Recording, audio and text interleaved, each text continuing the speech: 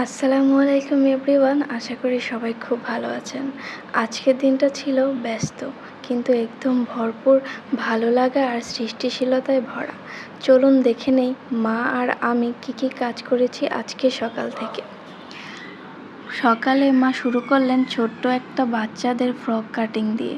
কাপড়টা আগে থেকে ঠিক করে রাখা ছিল, মাপ অনুযায়ী কাটিং করে খুব যত্ন করে মা কিন্তু এটাকে কাটিংটা করছে যাতে ঘেরটাও ঠিক মতো থাকে। উনি খুব নিখুঁতভাবে কাজগুলো করার চেষ্টা করছে। আর এখানে যে কাপড়টা নিয়েছে, কাপড়টা কিন্তু সুতি বয়েল আরামদায়ক একটা কাপড়। এই কাপড়টা দিয়ে যদি যে কোনো ড্রেস বানানো হয় তাহলে কিন্তু খুবই আরাম লাগে। আর বাচ্চারা যেহেতু খুব ছোট মানুষ, ওদের কিন্তু আরামের ব্যাপারটা কিন্তু মাথায় রাখতে হয়। সেভাবে কিন্তু আমার মা কাজটা করে। যেহেতু ওনার এগুলো অর্ডারই থাকে, এজন্য উনি কাপড়টা ভালো দেওয়ার চেষ্টা করে। আর বাচ্চাদের সবসময় ভালো কাপড় দিয়ে ড্রেস বানানোর চেষ্টা করবেন, কারণ ওরা কিন্তু অবুঝ, ওরা বুঝে না। ওদের অস্বস্তি লাগলেও কিন্তু ওরা বলতে পারে না। এজন্য আমাদের বড়দেরই উচিত ওদের যাতে অস্বস্তি না হয় সে সমস্ত কাপড় না পরানো, তাই না? তো আমার মা এখানে কাপড়গুলো খুব সুন্দর করে কাটিং করে নিয়েছে। এটা দিয়ে খুব সুন্দর একটা ড্রেস বানাবে। তো এই জন্য উনি কাপড়টা কেটে নিয়েছে। দেখুন কত সুন্দর করে কাপড়গুলো কেটে নিয়েছে। এখানে ফুল ড্রেসটা কিন্তু উনি কেটে তারপরে এখন সেলাই করবেন। মাপ অনুযায়ী কাটিং করে খুব যত্ন করে সেলাই শুরু করলেন। ফ্রকের উপরের পাটে উনি প্রথমে কুচি দিয়ে নিয়েছেন। কুচি দিয়ে তারপরে এখানে ডিজাইনটা করা হবে। আর এই ফ্রকটা দেখতে কিন্তু অনেক বেশি সুন্দর হবে। লাস্ট পর্যন্ত অবশ্যই ভিডিওটা দেখবেন, তাহলেই বুঝতে পারবেন যে ফ্রকটা দেখতে কতটা সুন্দর লাগছে। তো এখানে উনি কুচি দিয়ে দিলেন। এভাবে করে 3টা পার্টেই কুচি কিন্তু দিয়ে দিবেন। দেখুন আপনাদেরকে আমি দেখিয়ে দিচ্ছি। এই যে এখানে 2টা দেওয়া হয়েছে, 3টা দিয়ে নেবেন। তারপরে হাতায় দেখুন কিভাবে পাইপিং লাগিয়ে নিচ্ছেন। আমরা অনেকেই হাতায় পাইপিং কিন্তু দিতে পারি না, তো পাইপিং দেওয়া কিন্তু খুবই সহজ। দেখুন বাচ্চাদের ফ্রকে কিভাবে পাইপিং দিতে হয়, সেমভাবে যে কোনো ড্রেসের পাইপিং কিন্তু আপনারা এইভাবে করে দিতে পারেন। দেখুন এখানে উনি কিন্তু কালারের সাথে মিল রেখে তারপর কিন্তু এই যে এখানে এই কাপড়টায় পাইপিংটা দিয়েছেন। আপনারা আপনাদের পছন্দ অনুযায়ী যে কোনো কালারের পাইপিং দিতে পারেন। পাইপিং দিলে কিন্তু কাপড়টা দেখতে আরও বেশি সুন্দর লাগে, ড্রেসটা দেখতে। তারপর উনি কী করলেন, এখানে যে হাতাটা আছে সেই হাতাটা সেলাই করে নিলেন। পাইপিং দেওয়ার পরে তারপরে কুচি দিয়ে তারপর হাতাটা সেলাই করে নিচ্ছেন। দেখুন, আর এই কুচি দিলে কিন্তু হাতাগুলো দেখতে আরও বেশি সুন্দর লাগে। আপনারা যারা কুচি পছন্দ করেন, পাইপিং পছন্দ করেন, তারা কিন্তু এভাবে করে ড্রেসে পাইপিং আর কুচি দিয়ে ড্রেসগুলো বানাতে পারেন। বাচ্চাদের কিন্তু এসব ড্রেসের পরালে অনেক বেশি সুন্দর লাগে দেখতে। ওরা যেহেতু অনেক কিউট, এই জন্য এসব ড্রেস ভালো লাগে। আর বড়রাও অনেক সময় আমরা পাইপিং দিয়ে ড্রেসে তারপর বানিয়ে থাকি, সেগুলো দেখতে অনেক সুন্দর লাগে। দেখুন হাতাটা দেখতে এরকম হয়েছে, কতটা সুন্দর লাগছে। ফুল ড্রেসটা বানানোর পর এরকম হয়েছে দেখতে। এরপর আমি শুরু করলাম কেক বানানো। আজকে বানালাম একটা ভ্যানিলা ফ্লেভারের কেক। প্রথমে আমি এখানে 2টা ডিম ভেঙে নিচ্ছি। আপনারা দেখতেই পাচ্ছেন। ডিমটাকে যদি ফ্রিজে থাকে তাহলে আধা ঘন্টা আগে বের করে রাখতে হবে। তারপরে এখানে আমি একটু বিট করে নিচ্ছি প্রথমে। তারপর এখানে 1/2 কাপ পরিমাণ চিনি দিয়ে দিলাম। চিনি দিয়ে তারপরে বিটারের সাহায্যে আমি এটাকে মিডিয়াম স্পিডে বিট করে নিচ্ছি কয়েক মিনিট। একটু যখন চিনিটা গলে যাবে ততক্ষণ পর্যন্ত আমি বিট করতে থাকব। যখন চিনিটা গলা হয়ে যাবে তখন কিন্তু আমি এর মধ্যে দিয়ে দেব 1 চা চামচ পরিমাণ ভ্যানিলা এসেন্স।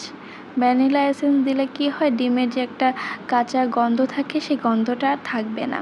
তারপরে এখানে আমি শুকনো উপকরণ দিয়ে দিচ্ছি। 1 কাপ পরিমাণ এখানে দিয়ে দিলাম ময়দা, তারপরে দিয়ে দিলাম 1.5 টেবিল চামচ পরিমাণ কর্নফ্লাওয়ার, আর দিয়ে দিলাম 1 চা চামচ পরিমাণ বেকিং পাউডার দিয়ে তারপর দেখুন আমি এগুলো সব একসাথে এখানে চেলে নিচ্ছি। একদম সরাসরি আমি ডিমের ফোমটার মধ্যে দিয়ে দিচ্ছি। তারপরে সবশেষে আমি এখানে দিয়ে দিলাম 1 টেবিল চামচ পরিমাণ কর্নফ্লাওয়ার। কর্নফ্লাওয়ার দিলে কিন্তু এটা একটু স্পঞ্জ হয়, নরম হয় আর কি, মোলায়েম হয় খেতে। দিলেও চলবে, না দিলেও চলবে। তারপরে বিটারের সাহায্যে কিন্তু আমি সবগুলো একসাথে ভালোভাবে মিক্স করে নিচ্ছি। এটা যেহেতু স্পঞ্জ কেক হবে না, এটা হবে একটা প্লেন কেক, যার কারণে আমি এটাকে বিটারের সাহায্যে বিট করে নিয়েছি। এটা আবল তাবল বিট করলে কোনো সমস্যা হবে না, যেহেতু এটা আমরা বাসায় খাবো। এটা কোনো স্পঞ্জ কেক হবে না, এটাতে ক্রিম যাবে না।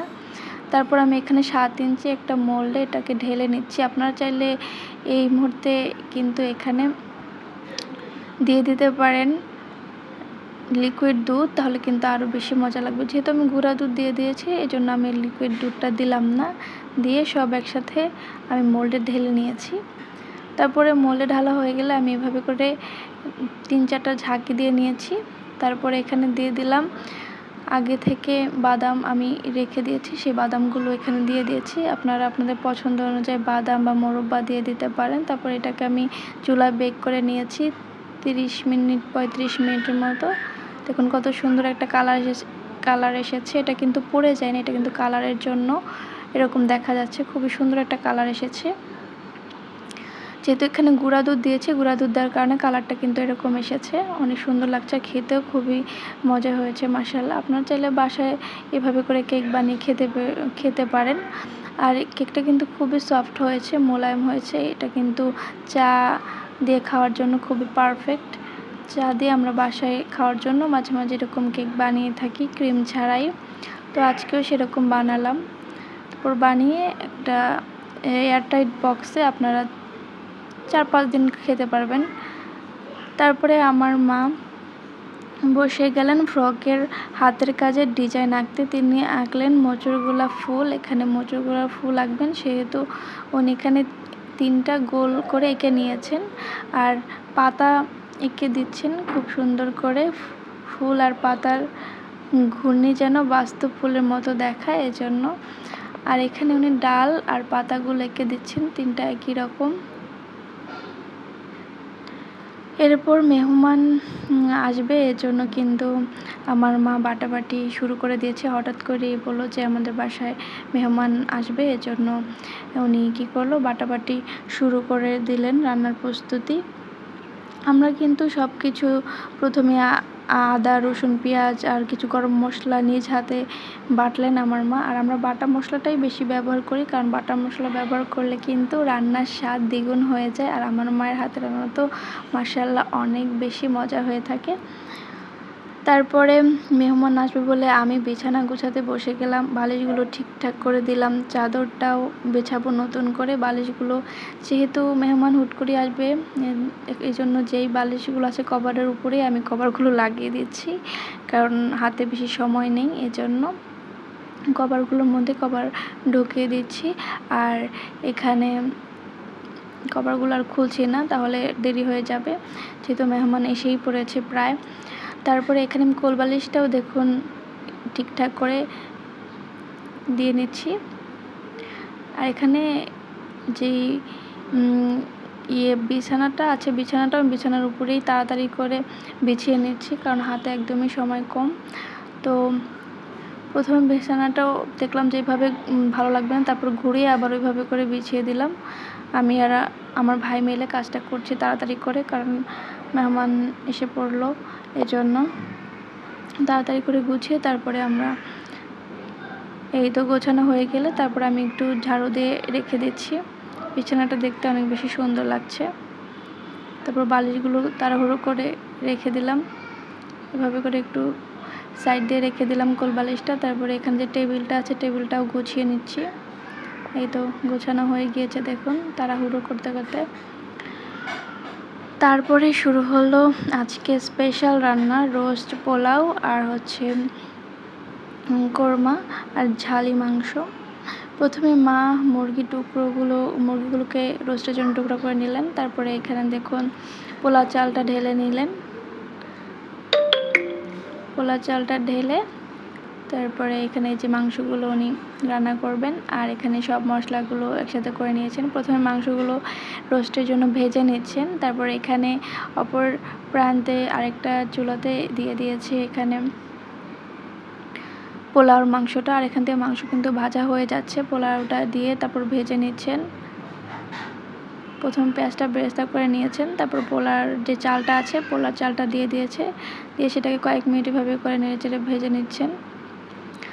তারপরে ভাজা হয়ে গেলে তারপর আরেকটা চুলায় উনি এভাবে করে মাংসগুলো ভেজে নিচ্ছেন। তারপর পোলাওটা ভাজা হয়ে গেলে এখানে গরম পানি দিয়ে দিচ্ছে। তারপর রোস্টের জন্য এখানে মশলাগুলো দিয়ে দিলেন, কাঁচামরিচ দিয়ে দিলেন কয়েক টুকরো,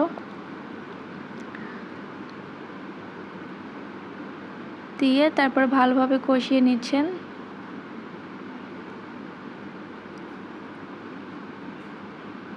পরিমাণ মতো লবণ দিয়ে দিচ্ছেন, স্বাদ মতো।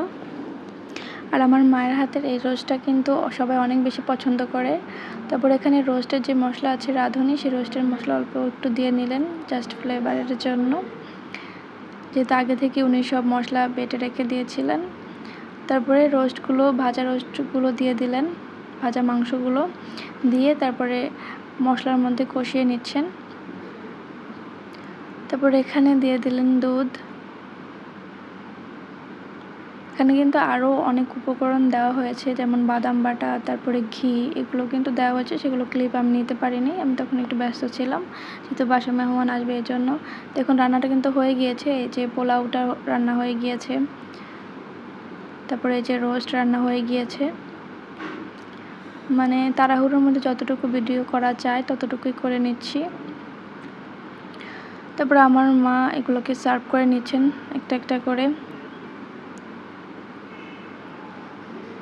এই রোস্টটা কিন্তু খেতে এত বেশি মজা হয়েছে যেটা বলার বাইরে। আর আমার মায়ের হাতের রোস্টটা আমার এত বেশি পছন্দ, কি বলবো। তারপর কি করব, সবাই তারপর তাড়াতাড়ি খাওয়া শুরু করে দিলাম। খাওয়া দাওয়া শেষে মা বসে গেলেন ফ্রকের উপর যে ডিজাইনটা এঁকেছিলেন মোচড় গোলাপ ফুলের, সেই মোচড় গোলাপ সেলাই করার জন্য। ফুলগুলো জীবন্ত দেখাচ্ছিল, একদম সুতো আর সূচের খেলা। আর এই ফুলটা দেখতে কিন্তু অনেক বেশি সুন্দর। আর ফুলটার কিন্তু সবাই অনেক বেশি পছন্দ করে, যেহেতু দেখতে অনেক সুন্দর, মনে হচ্ছে 3D ফুলের মতো দেখা যায়। এখানে কিন্তু উনি লাচ্ছি সুতা দিয়ে ফুলটা সেলাই করে নিচ্ছেন। এখানে 3টা ফুল 3 কালারের দিবেন, দেখতে আরও বেশি সুন্দর লাগবে তাহলে। আর এই ড্রেসটাতে এই ফুলটা করলে আরও বেশি সুন্দর লাগবে ড্রেসটার অনুযায়ী। তারপরে এখানে উনি পাতাটা সেলাই করে নিচ্ছেন জলপাই কালার সুতা দিয়ে কিন্তু পাতাগুলো সেলাই করলে আরও বেশি সুন্দর লাগে। দেখুন জলপাই কালার সুতা দিয়ে পাতা আর ডালগুলো সেলাই করে নিচ্ছেন। আর এখানে যে ফ্রেঞ্চ নোটগুলো দেখছেন, এই যে ছোট ছোট গোল গোল, সেগুলোও কিন্তু সেলাই করে নিয়েছেন 3 কালারের সুতা দিয়েই। তাহলে কিন্তু ফুলগুলো দেখতে আরও বেশি সুন্দর লাগে। দেখুন অনেক সুন্দর লাগছে ফুলটা দেখতে। পুরো ড্রেসটা যখন সেলাই করা হয়ে গিয়েছে, এই যে দেখুন পুরো ড্রেসটা দেখতে এরকম হয়েছে। ভিডিওটা যদি ভালো লাগে তাহলে অবশ্যই লাইক কমেন্ট